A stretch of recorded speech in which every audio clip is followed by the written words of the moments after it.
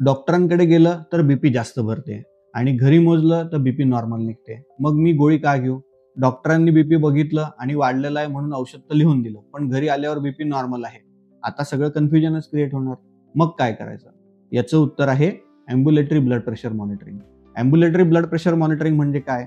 तर एक बीपीची मशीन ही आपल्या दंडावर लावल्या जाते आणि या मशीनसोबत आपल्याला घरी पाठवलं जातं आणि ही मशीन 24 तासामध्ये दर अर्ध्या तासाने बीपीची रीडिंग घेते. असे रीडिंग घेतल्यानंतर जो काही डेटा तयार होतो तो डेटा डॉक्टर कम्प्युटरमध्ये टाकून ॲनलाइज करतात आणि त्याच्यात जर सरासरी बीपी वाढलेलं असेल, ॲव्हरेज बीपी जर वाढलेलं असेल तर तुम्हाला बीपीचे औषध सुरू करण्यासाठी सल्ला देतात आणि जर ते सरासरी बीपी नॉर्मल रेंजमध्ये असेल तर औषधं सुरू करण्याची गरज पडत नाही.